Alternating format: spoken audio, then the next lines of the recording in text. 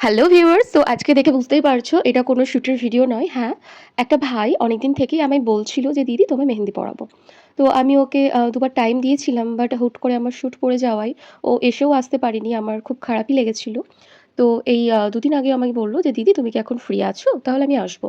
তো আমি বললাম হ্যাঁ ভাই চলে আয়। তো তার আগের দিন আমার এত জ্বর, শরীর খারাপ। আমি যে ভয়েসটা দিচ্ছি এখানেও তোমরা বুঝতে পারছো আমার গলাটা পুরো বসে আছে। বাট ওকে আমি আগেও দুবার বলেও ওকে আনতে পারিনি। ও কাজ করতে পারেনি আমার সাথে। ওটা আমার খুব খারাপই লেগেছিল। তো এইজন্য কালকে আমি আর ওকে বারণ করিনি। আমি বললাম, "হ্যাঁ ভাই তুই চলে আয়।" তো এই যে ও অনেকটা দূর থেকেই এসেছিল। আই থিংক রঘুনাথগঞ্জ সাইড থেকে এসেছিল। ও কিন্তু খুব একটা পুরনো নয়, নতুনই মেহেন্দিটা শুরু করেছে। বাট দেখো ও কিন্তু খুব ভালোই কাজ করছে।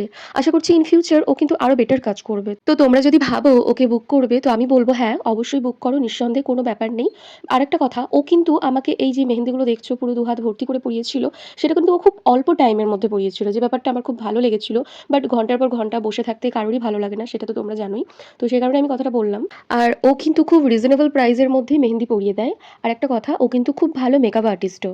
তো ওর ফেসবুক আইডি আছে সেঞ্চারুল এসকে বলে। তো আমি যখন পোস্ট করব ওর আইডিটা আমি মেনশন করে দেবো, তোমাদের যাদের মনে হবে ওকে বুক করবে তো তোমরা কন্ট্যাক্ট করে নিও। এই যে আমি তোমাদেরকে ফাইনাল দেখিয়ে দিলাম। আমার খুবই ভালো লেগেছে। আরেকটা কথা, অনেকেই বলো যে দিদি আমি মেহেন্দি পরাবো, তুমি কি পরবে? হ্যাঁ, অবশ্যই পরবো। বাট আমি ফ্রি থাকলে তোমাদেরকে তখন বলব, তখন তোমরা পরিয়ে দিও। কোনো অসুবিধা নেই। আর নেলসের জন্য যারা বলো তাদেরকে একটা কথাই বলব, দেখো, আমার হাতে যে নেলসগুলো তোমরা দেখো ওগুলো আমার নিজের অরিজিনাল নেলস। তো ওগুলো আমি কাটতে পারবো না। তোমরা যদি ওর উপরেই ডিজাইন করতে চাও তো সেটাতে আমি রাজি আছি। তো আজকের মতো ভিডিওটা এখানেই এন্ড করলাম। টাটা।